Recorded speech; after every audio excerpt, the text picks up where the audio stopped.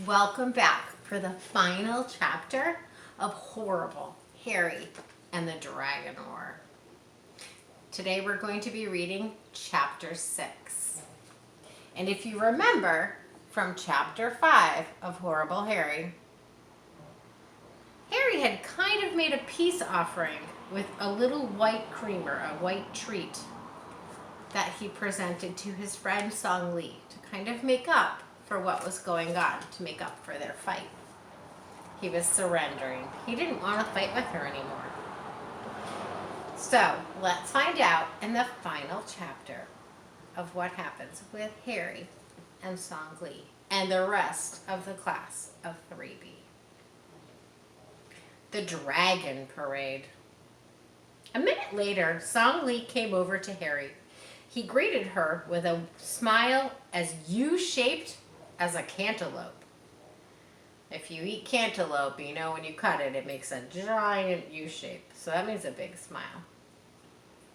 Song Lee made her dragon hop 3 times on the table, and then she turned his head to Harry's dragon and made the Harry say, "Thank you for my cream. But, wait a minute, where's the bamboo?" Remember, her dragon likes to eat bamboo. Harry made his dragon reply to her in a deep, ferocious voice. "Oh, I'll get you a popsicle tomorrow." The silent war was over. Song Lee and Harry were finally talking to each other. At least their dragons were. It was better than any fireworks on the 4th of July. So the whole class must be feeling like, whew, this is over. "I know how we can celebrate," Mary said. "We could have a parade. The 2 dragons can lead the parade just like a New Year's parade." "Oh, what a great idea," said Miss Mackle. She was standing at the sink scrubbing out the bucket of paste that they had used to build the dragons. "Why don't we take our snake line," meaning their parade, "right down the hall to Miss Michelson's library?" So if my 1st and 2nd graders can think of our classrooms in our school, that sounds really familiar. We could go from our classrooms to our library, where our wonderful media specialist and librarian, Miss B, lives or works. Both. And we would do our parade right by her door. We can celebrate our works in progress. "Ruff, ruff," I said. Remember, when I say I, that's the narrator who's telling this whole story. That's Doug. "Ruff, ruff," I said, making searchlight bark, because he's making a dog. I loved how I was painting her, just like in the story. All black with one white spot on her forehead, the size of a silver dollar. "Grrr, grrr," Ida growled for her yellow mongoose from Rikki Tikki Tavi.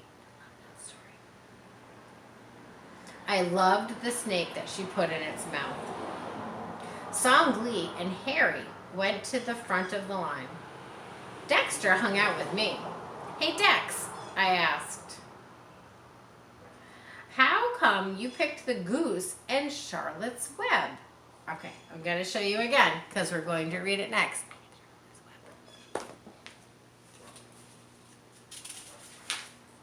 "Why do you think?" he answered. "Because of Elvis. You know how we read everything about him? I love rock and roll." "Everybody knows that," I replied, "but why geese?" "Well, Elvis had them in his yard. He knew that goose poop helped his garden grow." "That's true." "Cool," I said. "Let's get this show on the road." Sydney complained. "I can't wait for Miss Michelson to see my Templeton." So, here's a picture of them lining up for their parade down to the library. I'm so glad that they're all getting along now. Everybody feels a lot lighter in their spirit. It's a little bit more harmonious when people aren't grumpy and feeling all cranky with each other.